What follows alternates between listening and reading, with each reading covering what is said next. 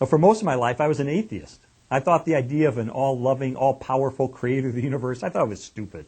I mean, my background's in journalism and law. I tended to be a skeptical person. I was a legal editor of the Chicago Tribune.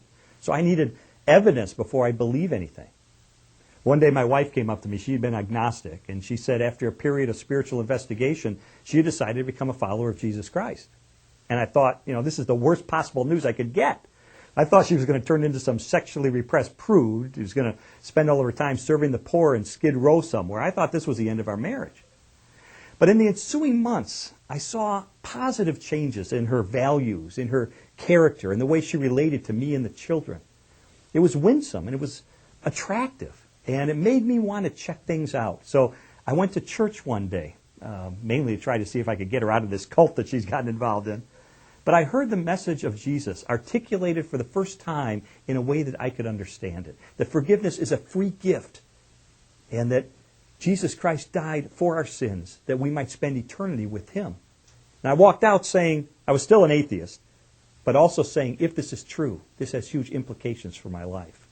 And so I used my journalism training and legal training to begin an investigation into whether there was any credibility to Christianity or to any other world faith system for that matter.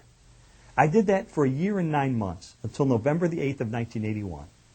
And on that day I realized that in light of the torrent of evidence flowing in the direction of the truth of Christianity, it would require more faith for me to maintain my atheism than to become a Christian.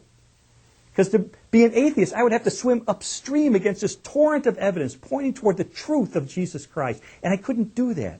I was trained in journalism and law to respond to truth. And so on that day, I received Jesus Christ as my forgiver and as my leader. And just like with my wife, my life began to change over time. My values, my character, the purpose of my life began to be transformed over time in a way that, as I look back, I can't imagine staying on the path I was on compared to the adventure and the fulfillment and the joy of following Jesus Christ.